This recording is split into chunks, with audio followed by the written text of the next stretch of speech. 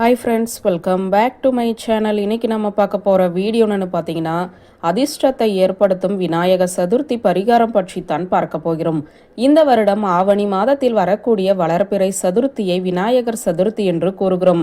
இது வருடத்திற்கு ஒரு முறை மட்டுமே வரக்கூடிய சதுர்த்தி என்பதால் அன்றைய தினத்தில் அனைவரும் விநாயக பெருமானை வழிபாடு செய்வார்கள். அப்படி விநாயக பெருமானை வழிபாடு செய்யும் போது விநாயக பெருமானுக்கு பிடித்தமான பொருட்களை வைத்து நாம் பரிகாரம் செய்தோம் என்றால் விநாயக பெருமானின் அருள் பரிபூரணமாக கிடைக்க பெற்று நம் வாழ்க்கையில் இருக்கக்கூடிய தரித்திரம் அனைத்தும் நீங்கி அதிர்ஷ்டம் நம்மை தேடி வரும் என கூறப்படுகிறது. அப்படிப்பட்ட ஒரு பரிகாரத்தை பற்றி தான் இப்போது பார்க்க போகிறோம். பொதுவாகவே ஒவ்வொரு தெய்வத்திற்கும் உகந்த நாட்கள் என்று சில நாட்கள் இருக்கும். வருடத்திற்கு ஒரு முறை வரக்கூடிய நாட்கள் மிகவும் பிரசித்தி பெற்ற நாட்களாக இருக்கும். அந்த வகையில் வருடத்திற்கு ஒரு முறை வரக்கூடியதுதான் விநாயகர் சதுர்த்தி. இந்த விநாயகர் சதுர்த்தியை மிகவும் பிரம்மாண்டமாக கொண்டாடுவார்கள். விநாயக நவராத்திரி என்று 11 நாட்கள் வழிபாடு செய்வார்கள். 11 நாட்களும் விநாயக பெருமானுக்கு பிடித்தமான பொருட்களை வைத்து விநாயக பெருமானை வழிபாடு செய்தோம் என்றால் அவர் மகிழ்ந்து நமக்கு நன்மைகளை வாரி தருவார்.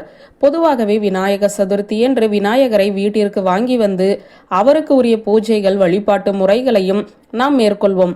அப்படி மேற்கொள்ளும் போது ஒரு சிறிய பரிகாரத்தையும் செய்தோம் என்றால் விநாயக பெருமானின் அருளால் நமக்கு நன்மைகள் உண்டாகும்.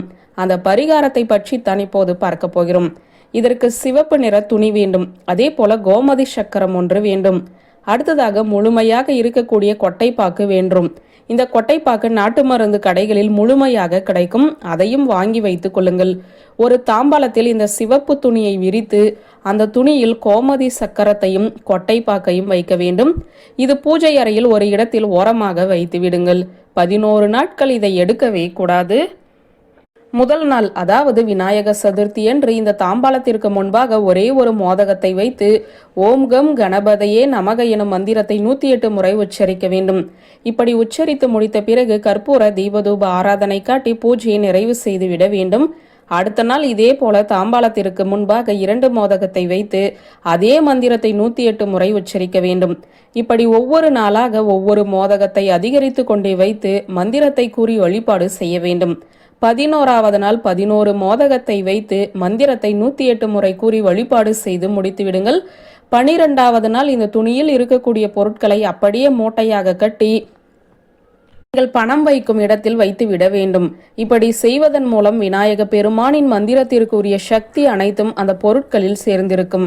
ஏற்கனவே அந்த பொருட்களில் பல தெய்வீக சக்தி இருக்கும் பட்சத்தில் விநாயகரின் மந்திரமும் அதனுடன் சேர்ந்திருக்கும் போது நமக்கு இருக்கக்கூடிய துரதிர்ஷ்டம் அனைத்தும் நீங்கி அதிர்ஷ்டம் ஏற்படும். மோதகத்தை பூஜை முடிந்த பிறகு வீட்டில் இருப்பவர்கள் மட்டுமே சாப்பிட வேண்டும். எளிமையான அதே சமயம் சக்தி வாய்ந்த இந்த விநாயகர் சதுர்த்தி பரிகாரத்தை மேற்கொள்பவர்களுக்கு அதிர்ஷ்டம் அவர்களை தேடி வரும் என்ற தகவலை சொல்லி இந்த வீடியோவை நிறைவு செய்கிறேன். நன்றி, வணக்கம்.